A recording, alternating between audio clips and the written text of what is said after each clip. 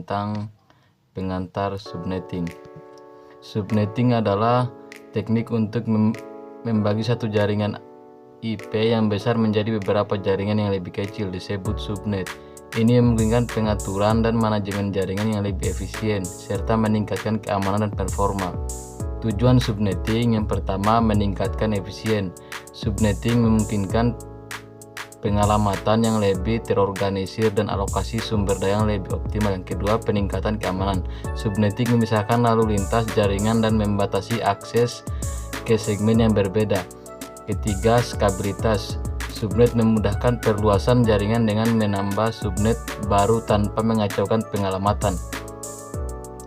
Konsep dasar subnetting.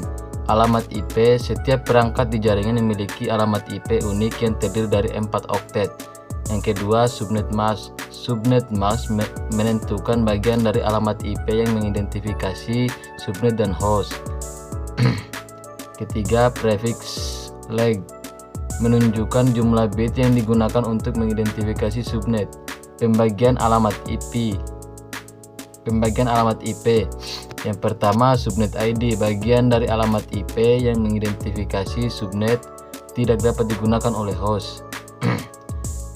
Yang berikutnya, network address, alamat terendah dalam subnet tidak dapat digunakan oleh host.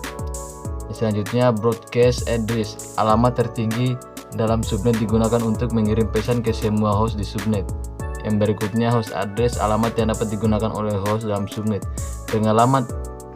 Pengalamatan subnet. Subnet ID mengidentifikasi subnet tertentu dalam jaringan. Ini memungkinkan administrator jaringan untuk mengorganisir dan mengelompokkan perangkat dalam jaringan lebih efisien. Berikutnya, alamat host digunakan untuk perangkat dalam subnet. Untuk berkomunikasi, setiap perangkat dalam subnet memiliki alamat host unik yang memungkinkan mereka untuk dibedakan dan dihubungi.